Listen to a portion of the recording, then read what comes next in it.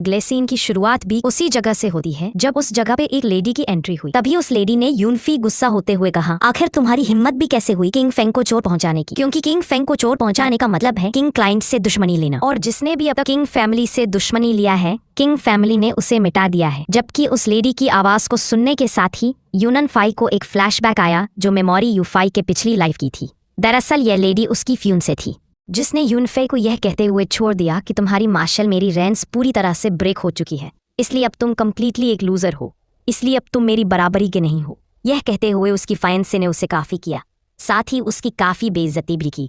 जिन चीजों को सोचते हुए यूनफ ने अपने मन में कहा जाओडी। फिर सीन शिफ्ट हम जड़ी को देखते हैं जो सी फैमिली से बिलोंग करती थी। जबकि इसकी कल्टिवेशन की बात की जाए तो ये बॉडी रिफाइनमेंट के 6 लेवल पे है।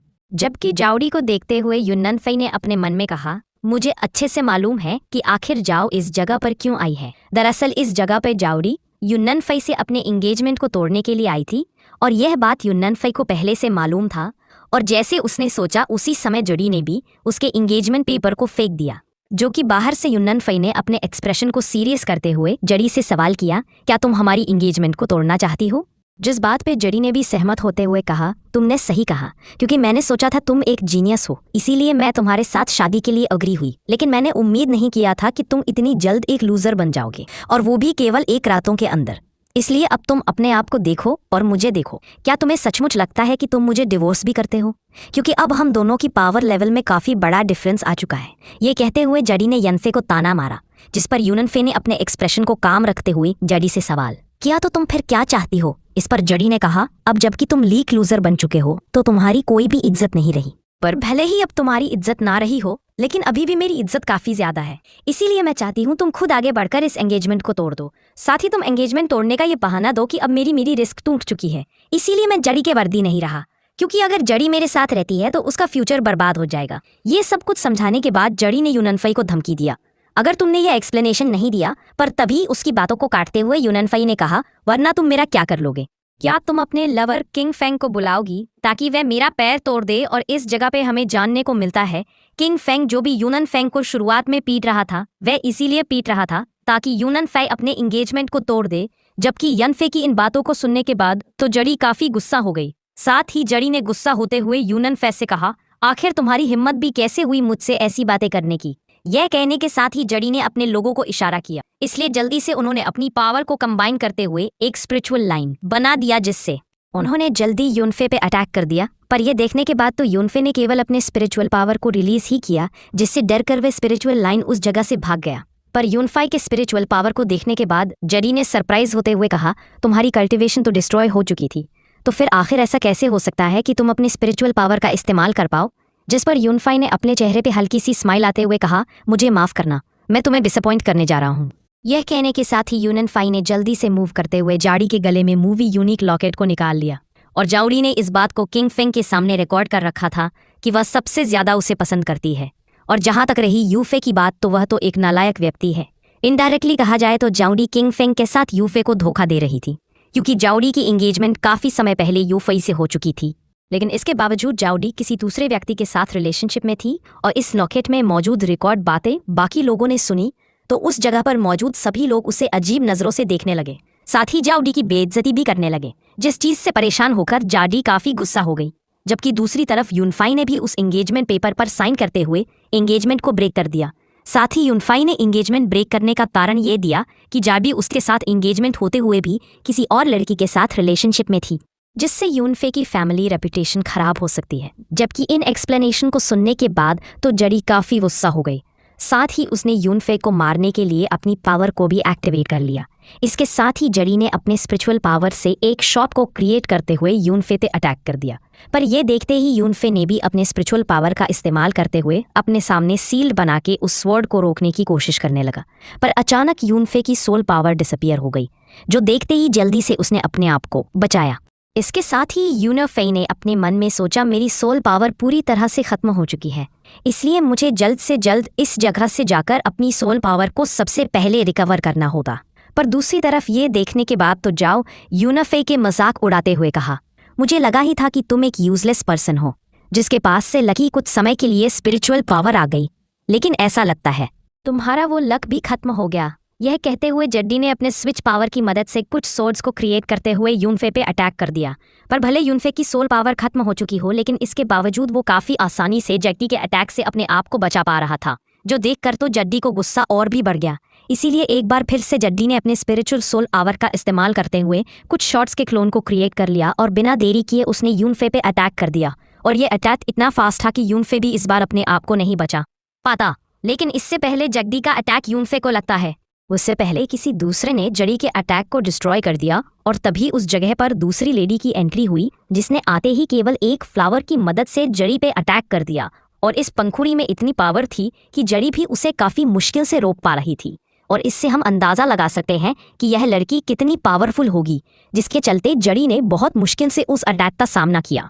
पर इससे पहले जड़ी अपने आप को सही से संभाल नहीं पाती।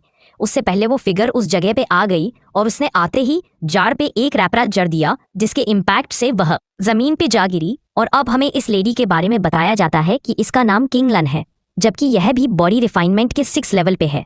साथ ही यह सू फैमिली से बिलोंग करती है। तभी किंग लड़के से कहा, अगर तुमने फिर से यूनन फेयर की बेइज्जती की तो फिर मैं तुम्हें बिल्कुल भी नहीं छोड़ूंगी।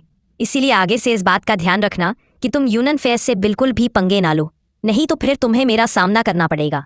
जबकि दूसरी ओर इंग लली के अटैक से जड़ी काफी घायल हो चुकी थी। साथ ही उसे मालूम था कि वह अभी प्रेजेंट में किंग लू का सामना नहीं कर पाएगी। इसीलिए वह अपने लोगों के साथ उस जगह से वापस चली गई और कुछ ही समय के अंदर बाकी लोग भी उस जगह से चले गए और अब इस जगह पे केवल 2 ही लोग बच चुके हैं।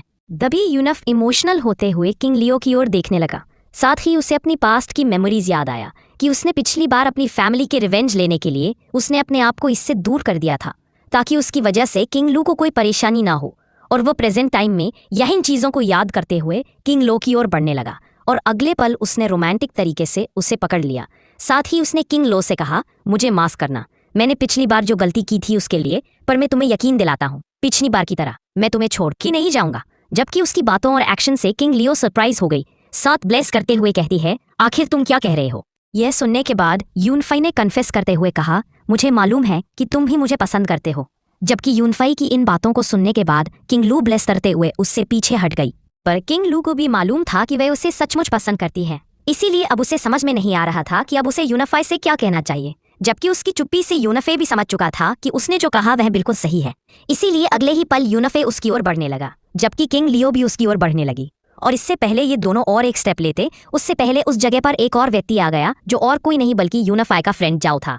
और अभी मैं दावे के साथ यह कह सकता हूँ कि यूनफाई भले अपने आप को बाहर से दिखा रहा हो कि वह शांत हो, लेकिन वह अंदर ही अंदर जाओ को काफी सारी गालियां दे रहा होगा। तभी किंगू ने अपने पास से एक जेड का बोतल निकालते हुए यूनफे को देते हुए कहा, इस व्हाइट जेड बोतल के अंदर प्योर लोटस एलेक्सर मौजूद है, जो मेरी फैमिली ने मुझे दिया था।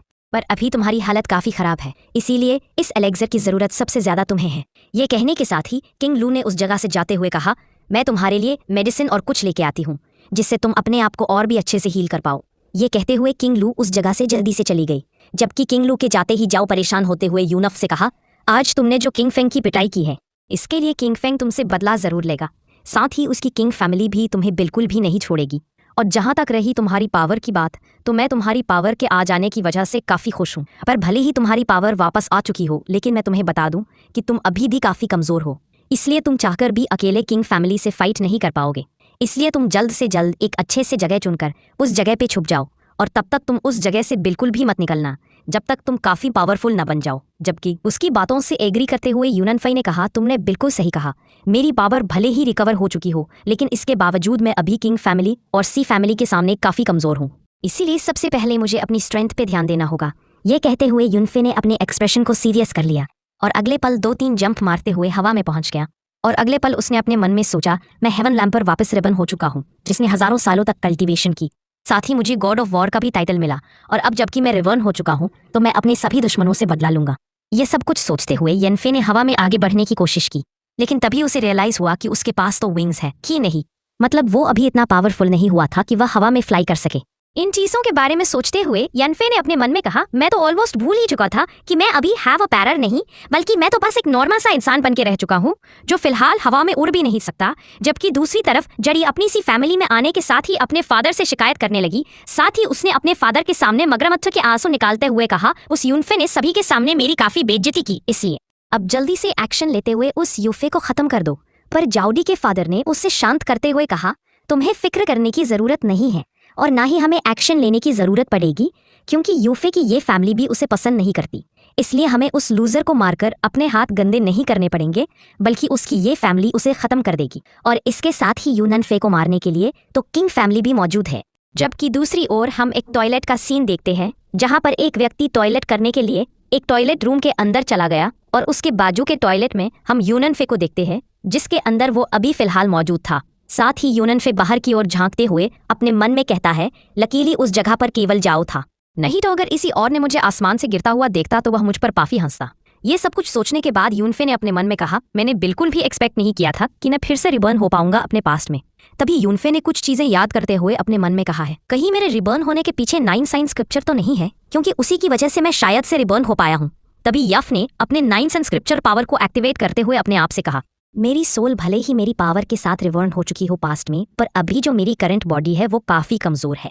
साथ ही मेरी रियल कल्टिवेशन है बॉडी रिफाइनमेंट के तीसरे लेवल पे। और जहां तक मुझे लगता है पिछले एपिसोड या फिर इसी एपिसोड के अंदर एस ने जो अपनी पावर को बढ़ाया था वो टेम्परेरी तौर पे अपनी पावर को बढ़ाया होगा, लेकिन असल में यूनफाई बॉडी रिफाइनमेंट के तीसरे लेवल पे है। तभी यूनफाई ने अपनी स्पिरिचुअल एनर्जी को देखते हुए अपने मन में कहा, भले मैं अपनी सोल पावर का इस्तेमाल ना कर पाऊं, लेकिन मुझे दूसरा रास्ता ढूंढना होगा जिससे मैं अपनी सोल पावर का इस्तेमाल कर पाऊं, क्योंकि मेरी कमजोर बॉडी मेरी सोल पावर को हैंडल नहीं कर पाएगी।